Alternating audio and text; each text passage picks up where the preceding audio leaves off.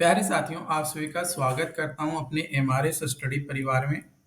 तो डियर, आज की इस वीडियो में मैं यहां पे बात करने वाला हूं एक नई अपडेट के बारे में। और ये नई update Bihar technical service commission BTSC में जूनियर इंजीनियर और बिहार में और भी कई सारे डिपार्टमेंट्स में जूनियर इंजीनियर की वैकेंसीज को लेकर मैं बात करने वाला हूं, जो कि आपके लिए बेहद ही इम्पोर्टेंट होने वाली है। ऐसे तो ये न्यूज़ पेपर में दिया गया है, बट बहुत जल्द आपको ऑफिशियल वेबसाइट पे भी देखने को मिल सकता है, बशर्ते आप लोगों को थोड़ा प्रयास करना पड़ेगा। अगर आप लोग हाथ पे हाथ रख कर बैठे रहोगे तो फिर कुछ नहीं होने वाला है।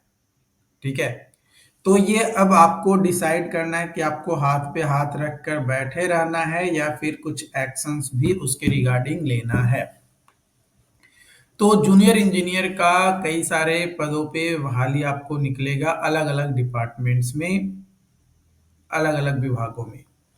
तो चलिए पहले हम जो न्यूज़ पेपर में जो अपडेट दिया गया है वो पहले जान लेते हैं, उसके बाद आगे की बातें हम करेंगे। तो यहाँ पे अगर आप देखोगे तो ये न्यूज़ आपका जो है दिया गया है। यहाँ पे आप देख सकते हो, यहाँ पे बताया गया है कन्या अभियंता के समस्याओं का समाधान करेगी सरकार। विजय चौधरी के द्वारा यह बोला गया है। यहाँ पे बोला गया है कि अवर अभियंता संघ ने जो है मनाया 81वां स्थापना दिवस। ओके, यहाँ पे पटना का न्यूज़पेपर में ये दिया गया है, जिसमें बताया गया है कि अवर अभियंता का जो भी संघ है, उन्होंने जो अपना 81वां स्थापना दिवस मनाया, जो कि शुक्रवार को मनाया गया। समारोह का उद्घाटन मुख्य अतिथि मुख्यमंत्री विजय कुमार सिन्हा ने दीप ज्वलित कर दिया, है ना। यहाँ पे और भी कई सारी चीजें लिखा गया है, जिसमें बताया गया है कि बिहार एवं विकास भारत के निर्माण में अभियंताओं को सर्वश्रेष्ठ प्रदर्शन करने की अपील की। संघ के कोषाध्यक्ष ब्रजेश कुमार ने कहा कि उप मुख्यमंत्री का हमारे बीच आगमन होने से संघ के सदस्यों में कई ऊर्जा एवं उत्साह का संचार हुआ है। ये भी कहा गया, मतलब लोगों को मोटिवेट करने के लिए जो है बातें किया गया है। तो ये तमाम बातें यहाँ पे जो है बातें किया गया, लेकिन इसमें जो मेन मुद्दे की जो चीजें कही गई है वो अपने लिए क्या है, तो अपने लिए है यहाँ पे, है ना। यहाँ पे कॉर्नर पे देखोगे तो यहाँ पे लिखा गया है राज्य के कार्य विभागों में स्वीकृत पदों की संख्या 10,000 के विरुद्ध मात्र 7,000 कन्या अभियंता ही कार्यरत है। मैंने 10,000 सीट जो है स्वीकृत किए गए थे, जिसमें से 7,000 सीटें जो है पे ही कन्या अभियंता जो है काम कर रहे हैं, जूनियर इंजीनियर काम कर रहे हैं। हमारे सदस्यों के पास कई प्रशाखाओं का प्रभार है, जिसमें हमारी कार्य क्षमता और कार्य की गुणवत्ता प्रभावित हो रही है। मैंने जो कार्य क्षमता और है या कार्य की जो गुणवत्ता है, यानी क्वालिटी जो है वो प्रॉपर तरीके से नहीं हो पा रही, उसमें कहीं ना कहीं कमी आ जा रहा है। और अप्रैल 2025 तक बिहार सरकार द्वारा विभिन्न विभागों में लगभग 6,000 कन्या अभियंता का पद रिक्त है। कितना? 6,000 सीटें जो है यहाँ पे आपका खाली है। अब देखो यहाँ पे जो है अलग अलग डिपार्टमेंट्स के द्वारा जो है वैकेंसीज निकाला जाएगा, जो कि उसका दिया किसको जाएगा? बीटीएससी को, है ना। जैसे WRD, है ना, RWD, RCD, MWRD, BCD, PhED,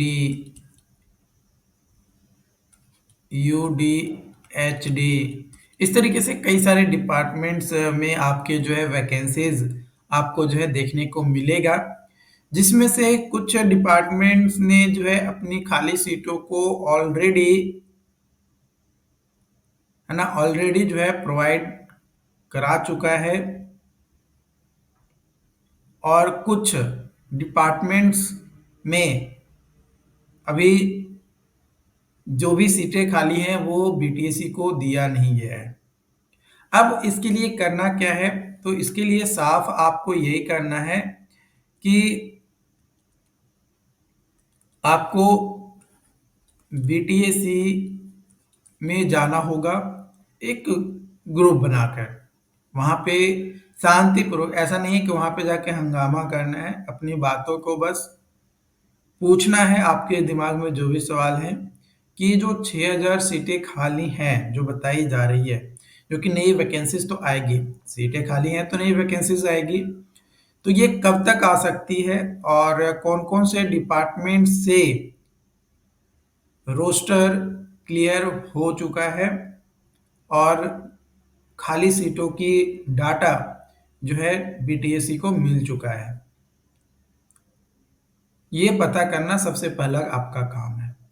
और दूसरा कि नई वैकेंसीज कब तक आ सकती है, कितना और टाइम लगेगा।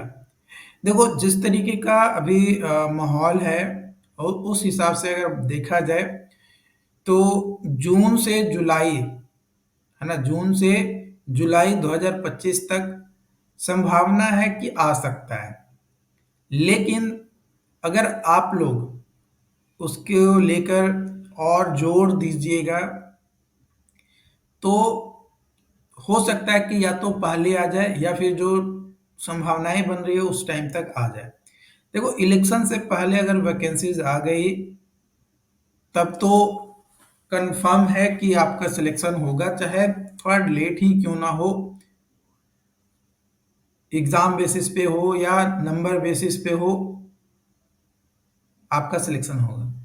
लेकिन ये भ्रम में मत रहिएगा कि अब नंबर बेसिस पे होगा, ये भ्रम में अब मत रहिएगा, क्योंकि अब जो है यहाँ पे जो भी सिलेक्शन होगा वो एग्जाम बेसिस पे होगा, ये चीज ध्यान रखिएगा, ठीक है।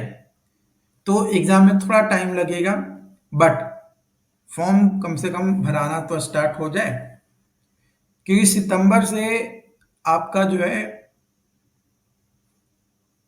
कोई भी काम जो कि जॉब्स के रिगार्डिंग है वो स्लो हो जाएगा, या कहो कि ना के बराबर ही काम होगा।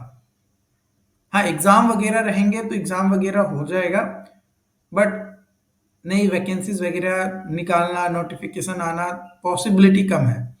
तो सितंबर से पहले ही आपका वैकेंसीज के रिगार्डिंग नोटिस आना चाहिए, ये चीज आपको दिमाग में डाल लेना है। बाकी आप लोग खुद समझदार हैं, खुद समझ जाएंगे कि आगे क्या करना है। मेरा सहयोग जहां तक हो पाएगा मैं करूंगा, बाकी जो भी अपडेट्स होंगे आप लोगों के साथ शेयर किया जाएगा। Thank you.